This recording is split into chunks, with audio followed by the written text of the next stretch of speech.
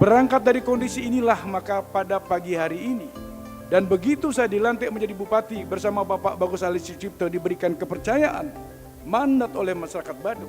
Salah satu visi kami untuk membangun Badung menuju kesejahteraan ini adalah bagaimana mengoptimalkan pendapatan asli daerah itu. Yang mana pendapatan asli daerah kita itu yang bersumber dari sektor pariwisata. Dan terbukti Bapak Ibu semua, berdasarkan data yang ada, ternyata baru 17,9% potensi yang mesti harus kita garap, proyeksi pendapat yang harus kita garap, baru bisa terdaftar di dalam nomor pokok wajib pajak daerah. Oleh karena itulah maka saya langsung perintahkan Bapak Sekda untuk segera membentuk tim terpadu optimalisasi pendapatan daerah kita. Dengan harapan Bapak Ibu semua, dengan terbentuk tim yang terdiri dari kolaborasi semua unsur di dalam ini akan semakin hari bisa meningkatkan pendapatan asli daerah kita. Jadi saya tidak mau opini yang terjadi di luar itu disinyalir bahwa potensi PAD Badung mencapai 10 mungkin ada 18 triliun. Tapi kenyataan sampai hari ini kita baru bisa memasuki angka 7,5 triliun. Artinya ada disparitas antara opini yang berkembang di luar sana dengan kenyataan secara faktual, empiris yang berdasarkan data yang kita miliki.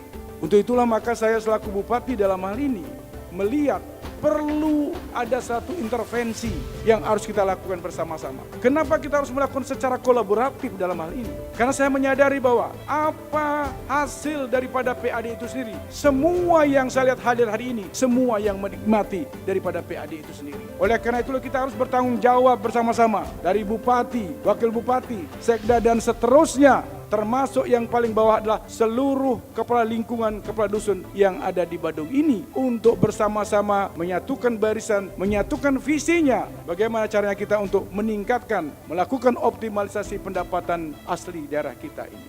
Kalau kita ingin daerah ini akan berkembang maju, daerah ini akan semakin maju sebagaimana harapan masyarakat Badung. Ini yang perlu saya sampaikan kepada Bapak Ibu semua. Jadi kita tidak sekedar berkumpul di sini, tidak sekedar kita membentuk tim. Data empiris menunjukkan bahwa secara filosofi ternyata memang kondisi kita seperti itu. Secara fungsional, kelembagaan memang inilah tugas daripada Badan Pendapatan Daerah. Tapi di dalam melakukan optimalisasi tidak salah kalau kita melakukan secara kolaboratif semua unsur-unsur yang ada di Kabupaten Badung. Karena kenyataannya adalah kita semua menikmati dari hasil PAD yang ada di Badung. Nah, oleh karena itulah maka mulai saat ini, mulai dibentuk dengan tim terpadu ini, saya minta kepada seluruh jajaran yang masuk di dalam tim ini agar menyamakan persepsi dulu. Persepsi kita adalah bagaimana? Meningkatkan pendapatan asli daerah Kabupaten Badung. Saya selaku bupati akan ngambil kebijakan, saya akan belikan rata kepada seluruh komponen yang ada di Badung, termasuk perbekal, termasuk kalian dusun, termasuk kepala lingkungan, dan seterusnya, dan seterusnya. Ada beberapa oknum perangkat di bawah ini juga nutup-nutupin. Jeleknya lagi, dia yang berhasil nutup-nutupi, dia nyetor ke tempat dia. Hati-hati ya.